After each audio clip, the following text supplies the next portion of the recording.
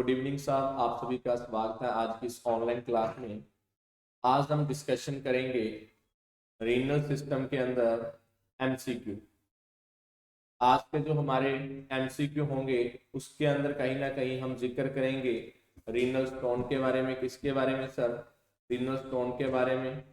इसके अलावा बीपीएच के बारे में। ये आज के हमारे इंपॉर्टेंट टॉपिक रहेंगे। इससे रिलेटेड कौन कौन से एमसीक्यू आपके एग्जाम में बन सकते हैं उनका हम जिक्र करेंगे। फर्स्ट वन एमसीक्यू आपकी स्लाइड पे है। मैं उम्मीद करता हूं इससे पहले जितनी भी हमारी क्लासेस रीनल सिस्टम पे हुई है आप सभी ने सुन ली होगी।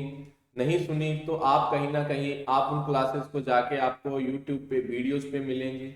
और जो स्टूडेंट आपका आने वाले एग्जाम में जीएमसीएच के लिए, आपका पीजीआई संगरूर के लिए, ईएसआईसी के लिए, इन सब एग्जामों की तैयारी करना चाहता है, अपकमिंग हरियाणा सीएचओ, आने वाली हरियाणा सीएचओ कुछ ही मंथ के अंदर अपकमिंग हरियाणा सीएचओ, आप इन सब एग्जामों की प्रिपरेशन करना चाहते हो तो नीचे दिए गए नंबरों पे आप कॉल करके आप नेक्स्ट मंथ पे न्यू बैच स्टार्ट होने जा रहा है उसके अंदर आप अपना रजिस्ट्रेशन करवा सकते हैं।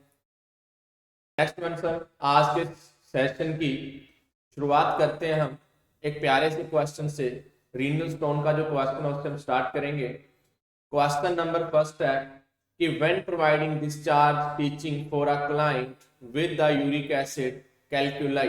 कैलकुलाई का मीनिंग होता है स्टोन। क्या सर? स्टोन। एक पर्सन को क्या है सर? स्टोन है, जहां कैलकुलाई बोल देती है कि सर जो स्टोन है उसकी केमिस्ट्री कैसी है, आखिरकार वो स्टोन बनी किस चीज की है। तो सर वो यूरिक एसिड आपकी बॉडी में बढ़ने की वजह से वो बोल रहा है कि पेशेंट के अंदर क्या है? स्टोन है। The nurse should include instruction to avoid which type of diet. Nurse इस पेशेंट को जिसकी बॉडी में यूरिक एसिड की स्टोन है, नर्स उस पेशेंट को क्या कर रही है साहब? टीच कर रही है। और नर्स इस टीचिंग के दौरान कौन सी ऐसी अपनी इंपॉर्टेंट बात रखेगी कि आपको भाई साहब इस चीज को अवॉइड करना है। नर्स इस चीज को तभी बता पाएगी जब उसे इस बात का ध्यान होगा कि यूरिक एसिड स्टोन कौन सी ऐसी चीज आप ईट करोगे या कौन सा ऐसा सब्सटेंस खाओगे जिसकी वजह से आपकी बॉडी में यूरिक एसिड बढ़ जाए। और यूरिक एसिड बढ़ने से कौन सी स्टोन होगी? Uric acid stone. कि ऐसे फूड जिनके अंदर कहीं ना कहीं प्यूरिन की मात्रा, सर प्यूरिन शब्द क्या है इस चीज को हम देखेंगे। तो वो बोल रहा है कि low calcium, low oxalate, high oxalate, high purine. तो nurse urine acid calculable person को स्पेशली अवॉइड करने के लिए बोलेगी हाई प्यूरिन डाइट। क्या अवॉइड जी? कि आपको भाई साहब हाई प्यूरिन डाइट नहीं लेनी। अब बहुत सारे स्टूडेंटों को ये बात नहीं पता होगी कि प्यूरिन डाइट क्या होती है, आखिरकार प्यूरिन शब्द क्या है। तो सर कहीं ना कहीं हमारी बॉडी के अंदर कुछ ऐसी डाइट होती है, कुछ ऐसे फूड होते हैं, कुछ ऐसी डाइट बोल सकते हैं, कुछ ऐसे फूड बोल सकते हैं जिन फूड के अंदर ज्यादा होता है क्या सर? प्यूरिन। सर ऐसे कौन से फूड होते हैं जिनके अंदर हायर अमाउंट देखने को मिलती है सर प्यूरिन की? तो हम बोल सकते हैं सर चिकन। कौन सा सर? चिकन।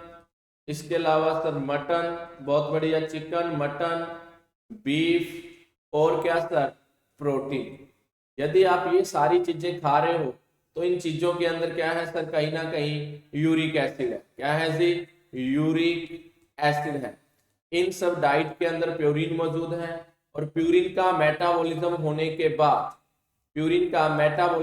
के बाद क्या बन रहा है? यूरिक एसिड बन रहा है। तो मैं सिंपल शब्दों में कहना चाह रहा हूं, यदि आप चिकन, मटन, बीफ ये सारी डाइट ले रहे हो, इसी डाइट के अंदर क्या होता है? प्यूरिन होता है। और प्यूरिन का मेटाबॉलिज्म होके क्या बनता है? Uric acid. और जिसकी वजह से आपकी बॉडी में यूरिक एसिड का लेवल बढ़ा, आपके कहीं ना कहीं रीनल के द्वारा, किडनी के द्वारा ज्यादा फिल्टर किया जाएगा और आपकी बॉडी में क्रिस्टल फॉर्म देखने को मिलेगी जिसको दुनिया कैलकुलाई, जहां दुनिया जिसको स्टोन बोलती है। आपने बोला सर ठीक है, वो आपसे एक ही बात पूछना चाह रहा था, क्या आपको पता है कि कोई प्यूरिन नाम की चीज होती है, प्यूरिन नाम के फूड होते हैं जिनके अंदर ज्यादा पाया जाता है क्या? मेटाबॉलिज्म के बाद यूरिक एसिड। यदि आपको इतनी बात मालूम थी, ध्यान थी, तो आपको इस क्वेश्चन का आंसर बड़ी आसानी से दे सकते थे। कि सर हाई प्यूरिन डाइट खाने से, कहीं ना कहीं चिकन, मटन, बीफ, ये सारी डाइट लेने से मेरी बॉडी में यूरिक एसिड कैलकुलाई के चांसेस होने के क्या होते हैं सर, ज्यादा होते हैं।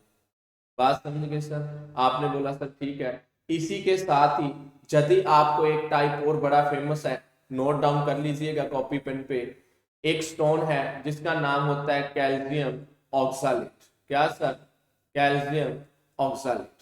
आपकी बॉडी में दो चीजों का लेवल बढ़ जाता है, एक तो कैल्शियम का लेवल बढ़ने के पीछे एग्जाम्पल के तौर पर बोल लूं तो पैराथायरॉयड हार्मोन का लेवल बढ़ने से इंक्रीज पीटीएच हार्मोन और इंक्रीज क्या सर, कैल्शियम, हाइपर पैराथायरॉयडिज्म होने की वजह से, क्या होने की वजह से जी, हाइपर पैराथायरॉयडिज्म होने की वजह से आपकी बॉडी में क्या बढ़ सकता है सर, कैल्शियम बढ़ सकता है।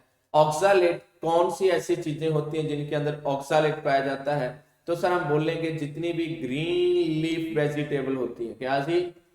ऑक्सालेट से रिलेटेड बता रहा हूं, शब्द लिखा था ऑक्सालेट, ग्रीन लीफ वेजिटेबल्स, जितनी भी आपकी ग्रीन लीफ वेजिटेबल्स होती हैं, या जी ग्रीन लीफ वेजिटेबल, उनके अंदर ज्यादा मात्रा क्या होती है, ऑक्सालेट की। एक ऐसा पर्सन जो ज्यादा अमाउंट में ऑक्सालेट की डाइट ले रहा है, कैल्शियम ज्यादा है, उसकी बॉडी में आपको कैल्शियम ऑक्सालेट नाम की स्टोन देखने को मिल सकती है। मतलब जो उसकी बॉडी में स्टोन बनेगी, एक क्रिस्टल नाम की एक स्टोन बनेगी, तो उस स्टोन के अंदर जब आप उसकी केमिस्ट्री चेक करोगे तो कैल्शियम ऑक्सालेट की मिलेगी।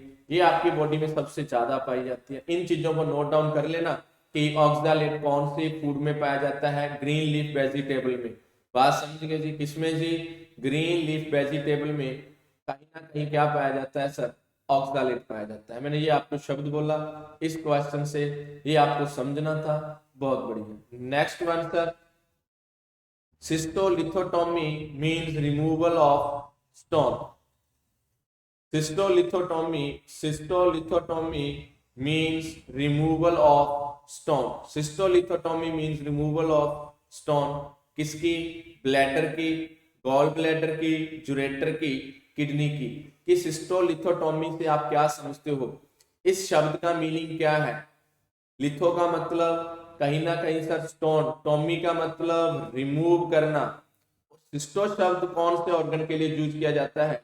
तो सर कहीं ना कहीं हमें पता होना चाहिए सिस्टो वर्ड कौन से के लिए यूज किया जाता है सर, ब्लैडर के लिए। किसके लिए सर? ब्लैडर के लिए।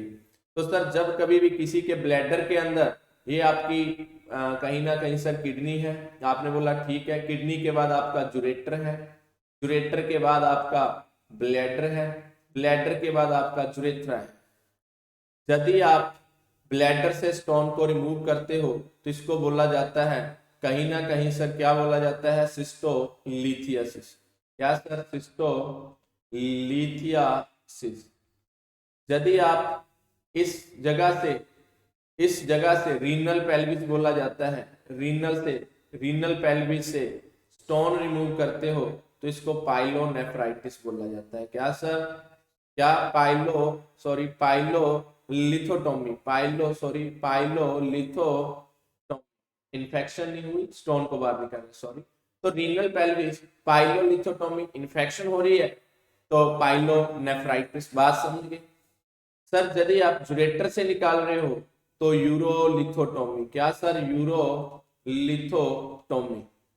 तो यदि आप जुरेटर से स्टोन रिमूव कर रहे हो इसको यूरोलिथोटोमी बोला जाता है। आप ब्लैडर से रिमूव कर रहे हो साहब, सिस्टोलिथोटोमी बोला जाता है। सिस्टोलिथोटोमी बोला जाता है, स्टार लगा के लिखिएगा। सिस्टोलिथोटोमी, ये छोटे छोटे वर्ड है तो याद रखिएगा। तो ये मैंने आपको बताया सिस्टोलिथोटोमी का मीनिंग क्या है सर, रिमूव करना। ओपन प्रोसीजर किया जाता है, ओपन प्रोसीजर करके डायरेक्ट आपका जो यूरिनरी ट्रैक है उससे स्टोन को रिमूव किया जाता है। आपने बोला सर ठीक है। Next one question sir, most common type of renal stone. आपको आपकी बॉडी में सबसे ज्यादा मोस्ट कॉमन कौन से टाइप की स्टोन देखने को मिलती है? Calcium oxalate, calcium phosphate, staghorn stone या यूरिक एसिड स्टोन। जितनी भी ऑप्शन दी है, all type stone are present in our your body. लेकिन सर मोस्ट कॉमन जो हमारे पास पेशेंट आते हैं, 70% से भी ज्यादा जो लोगों के अंदर देखने को मिलती है वो कैल्शियम ऑक्सालेट स्टोन हमें देखने को मिलती है। ये मैंने पहले ही बताया कि ऑक्सालेट कहीं ना कहीं आपको कहां से देखने को मिलता है, ग्रीन लीफ वेजिटेबल्स के अंदर। ऑक्सालेट किसके अंदर, ग्रीन लीफ वेजिटेबल, जैसे कि स्पिनच हुआ, कैबेज हुआ, इसके अलावा आपके टोमेटोस हुए, क्या हुए सर, टोमेटोस हुए। इन सब के अंदर कहीं ना कहीं ऑक्सालेट पाया जाता है ग्रीन लीफ वेजिटेबल्स के अंदर। सबसे ज्यादा इन्हीं कारणों की वजह से आपकी बॉडी में कैल्शियम ऑक्सालेट स्टोन देखने को मिलती है। मोस्ट कॉमन, सबसे ज्यादा लोगों में कैल्शियम ऑक्सालेट पाई जाती है। यदि ऑप्शन में कैल्शियम ऑक्सालेट नहीं है, फिर आपका सेकेंड वन प्रायोरिटी उत्तर क्या रहेगा, कैल्शियम फॉस्फेट। मैंने क्या बोला, यदि ऑप्शन के अंदर कैल्शियम ऑक्सालेट ऑप्शन में नहीं है, फिर आपका उत्तर क्या रहेगा सर, कैल्शियम फॉस्फेट। फिर कौन सा उत्तर रहेगा सर, कैल्शियम फॉस्फेट। ये मैंने आपको बात बोली। नेक्स्ट वन क्वेश्चन की साइड हम बढ़ते हैं। कॉपी पेन पास रखिएगा। The client diagnose with renal कैल्कुलाई is admitted to the medical unit. Which intervention should the nurse implement first? एक पर्सन आया है आपके हॉस्पिटल में, जिस पर्सन को क्या है सर, रीनल स्टोन है। उससे रिलेटेड नर्स कौन सा सबसे पहले इंटरवेंशन करेगी? सबसे पहले आते ही नर्स कौन सा इंटरवेंशन इंप्लीमेंट करेगी? तो sir, monitor client urinary output, assess the client pain, rule out complication. Option C, increase the client oral fluid intake. Option D, use a safety.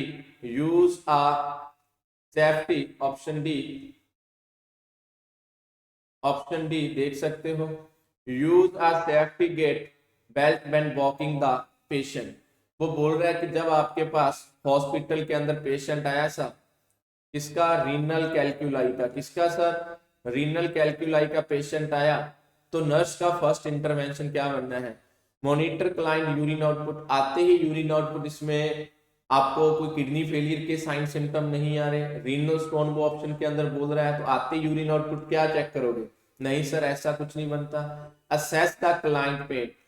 इस कंडीशन के अंदर रीनल स्टोन के अंदर सबसे जो मेन रोल रहता है, जो पेशेंट के अंदर पेन देखा जाता है और पता चलता है पेन से सीवियरिटी का, पेन की साइड देखी जाती है, पेन कौन सी साइड रेफरल हो रहा है। मैं आपको बताऊंगा कि आपकी किडनी के स्टोन हो तो कौन सी साइड, आपके जुरेटर में स्टोन हो तो कौन सी साइड पेन रेफरल होगा, तो देखा जाता है कि पेन कौन सी साइड रेफरल हो रहा है। तो नर्स का यही फर्स्ट इंप्लीमेंट रोल बनता है, नर्स यही मेन रोल बनता है कि असेस द क्लाइंट पेन, क्योंकि नर्स का जो मेन रोल है वाइटल साइन चेक करना। नर्स शायद उसे कई बार एग्जाम में भूल जाती है कि temperature, pulse, respiration, BP and साथ ही साथ क्या चेक करना, पेन चेक करना। तो भक्तजनों, आप आते इस पेशेंट का क्या चेक करोगे सर, पेन चेक करेंगे। सबसे आते ही हमारा काम क्या होता है सर, नर्स का मेन काम होता है असेस करना, और क्या असेस करना सर, वाइटल साइन। तो पेन किस में आता है, एक वाइटल साइन में आता है, जो सब्जेक्टिव डाटा है, जो हमें पेशेंट बताता है। Next one, increase the client oral fluid intake. ये ऑप्शन भी गलत नहीं है। ठीक है, आप उस पेशेंट को जिसको स्टोन होती है, हम वेल हाइड्रेट रखते हैं, पर कहीं ना कहीं ये आपका इनिशियल रोल नहीं है। बात समझ गए? Use a safety belt get when walking a patient, कि कोई आप बेल्ट लगाओ, बेल्ट लगाने से ऐसा कुछ भी नहीं है। तो जो मेन उत्तर, जो मेन स्टार पॉइंट इस ऑप्शन में क्या है, assess the client pain and rule out complication. आपने बोला सर ठीक है।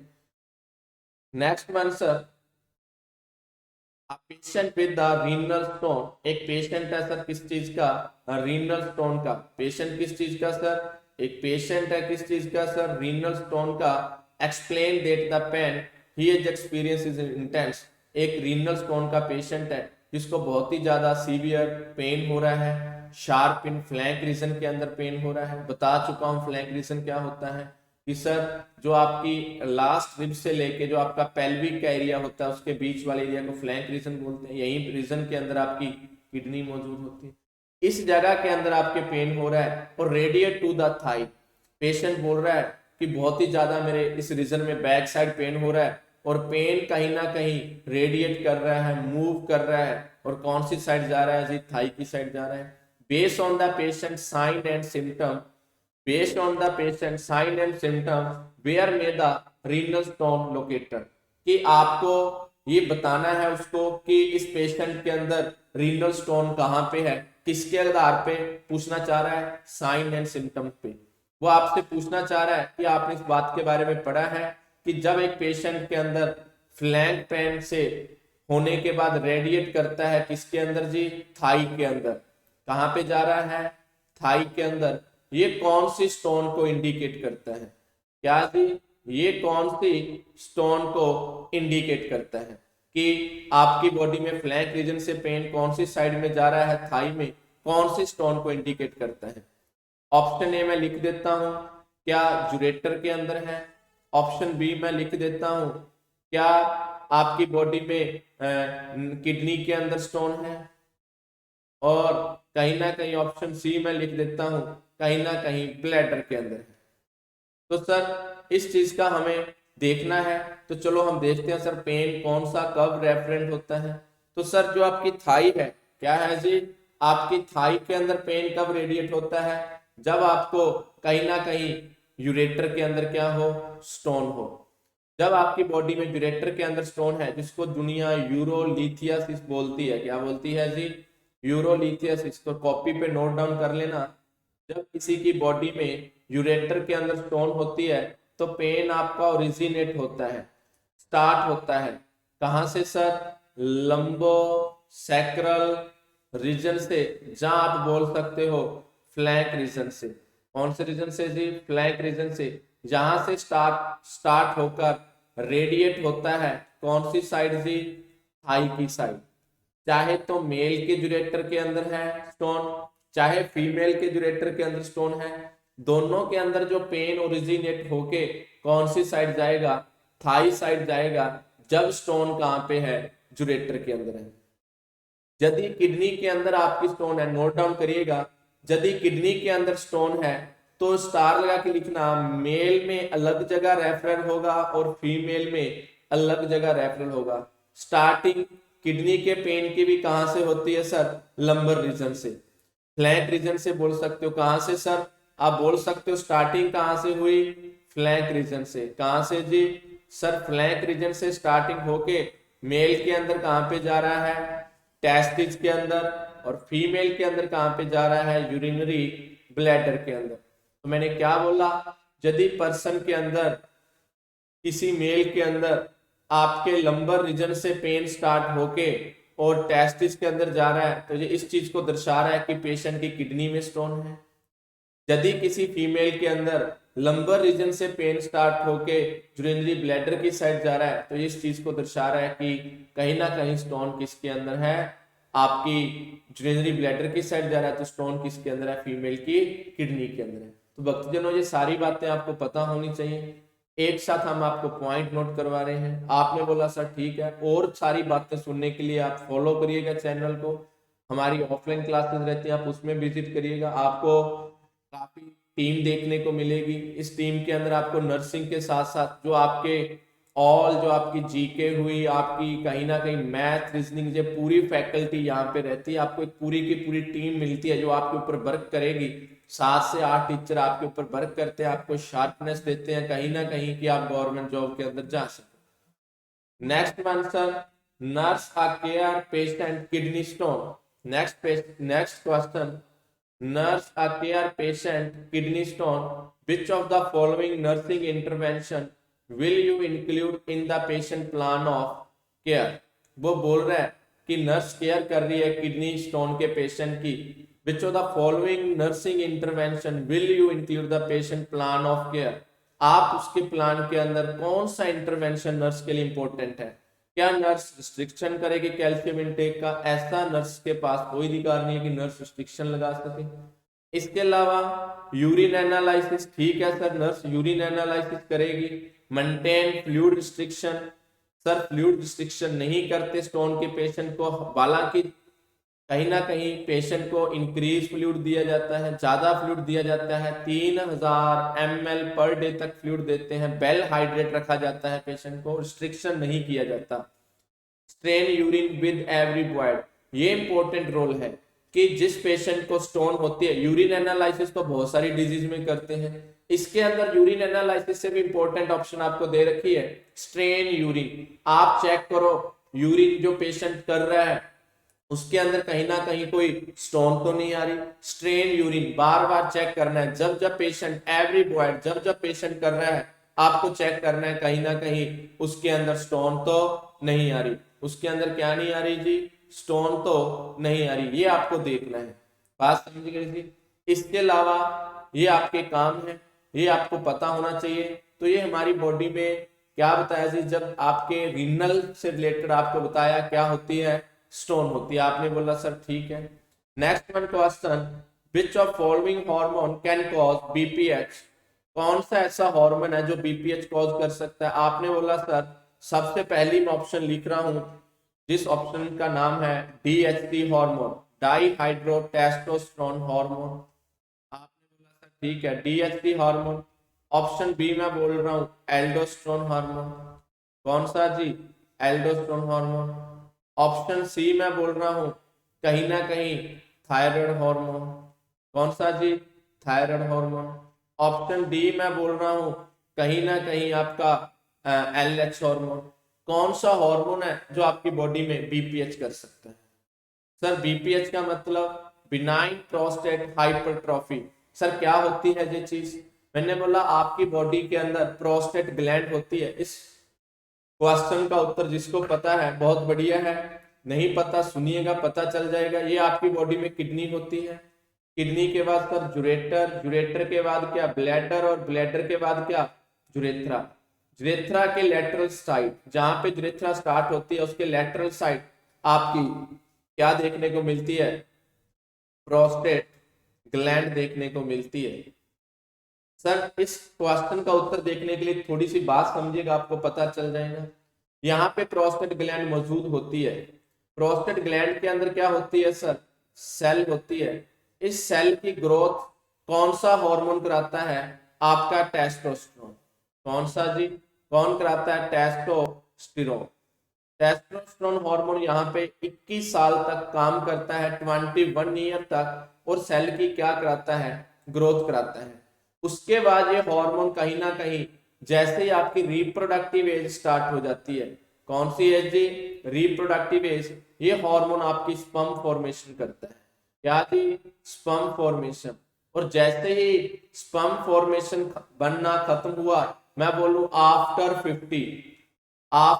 50 ईयर, जैसे ही आपकी रिप्रोडक्टिव एज का एंड हुआ, आपकी बॉडी में ब्लड के अंदर किसका लेवल बढ़ने लगा, टेस्टोस्टेरोन का। इसका जो काम था वो बंद हो गया और ब्लड में क्या बढ़ने लगा, लेवल।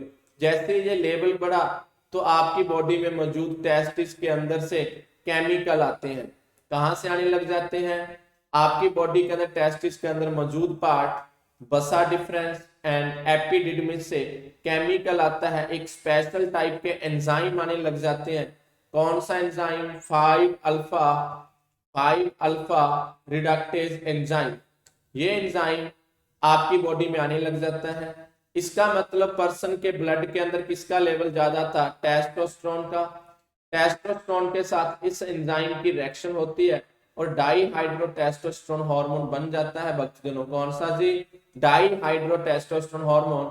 ये एक मोर पोटेंट हार्मोन होता है, ये आपका शक्तिशाली होता है टेस्टोस्टेरोन से।